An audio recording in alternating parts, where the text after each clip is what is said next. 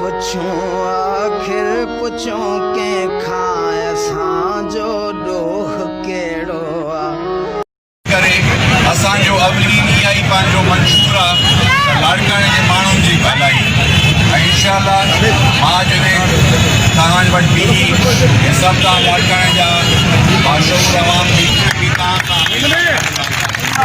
मार्च कयां थो सही सॼी दुनिया जे अंदरि पंहिंजो इहा ज़रूरु जेका बि इन्फोर्समेंट आहे या किथे पब्लिक इंट्रस्ट जे लाइ का शइ खपे थी त उहा हुकूमत कदम आणींदी आहे पर उन में पहिरियों अवलीन शइ इहा ई हूंदी आहे त मुतबादिल त असांजो हिते ज़रूरु असां कोर्ट सगोरी खे बि अर्ज़ु कयूं था त बिल्कुलु जे तव्हांखे कंहिं मतिलब में आग में त मां यको हिननि खे असांजा दोस्त वेठा आहिनि वरी सरकारी दरबार वेंदा कानून जी त मां हिननि खे पहिरें ई रिक्रूटमेंट ॾे हिन मामले ते असांजो सदाईं सां इख़्तिलाफ़ थी रहंदो त तव्हां अॻु में पंहिंजो जेको आहे सो प्रपोज़ल ॾियो तव्हां अॻु में जेका शइ ट्राई कयो था त उन में अॻु में इहो ॿुधायो त हिन इरीगेशन डिपार्टमेंट या लाड़काणे जी ठाहिण वञो था त हिते तव्हां छा ठाहिणु चाहियो था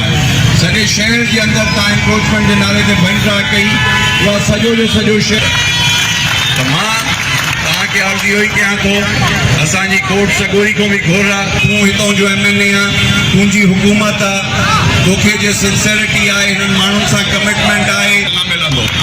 असांजी इहा घुर आहे ऐं इंशाअल्लाह मां तव्हां सभिनी दोस्तनि खे इहो यकीन ॾियारायां थो त अॻे बि असां हर महिल ऐं इंशाअल्लाह जेका बि असांजा दोस्त आहिनि मां जस्ट ॾींदुसि अदी नायाब खे असां जस्ट ॾींदासीं इहे सही जेका कराई कमे अदी नायाब जो मसइलो न आहे या ॿिया जेके असांजा खोड़ दोस्त बीठा आहिनि त उन्हनि जो ज़ाती इहो मसइलो तव्हांजो हक़ इहो ज़रूरु आहे त तव्हां घर मां हिकु हिकु माण्हू ज़रूरु निकिरो ऐं हिन सॼी जदोजहद में गॾु कयो त इंशाअल्लाह मूंखे पूरो यकीन आहे त ज़रूरु जेका बि शइ थींदी तव्हांजी सलाह सां थींदी तव्हांजी मर्ज़ी सां थींदी ऐं मां अॻु में बि इहो ई अर्ज़ु कयमि हींअर बि मां वरी बि आहिनि इहा ई असां इंसानियत खां घुर कयूं था कयूं था उनजो प्लान जो त उहा ठाहे तव्हां हिते ठाहींदव छा उन खां पोइ तव्हां इहा शइ जो त जेका बि आहे मुतबादिल जेको बि जंहिंजो घर ज़ियान थिए थो उनखे मुतबादिल मिले जेसिताईं इहा शइ नथी मिले पुछूं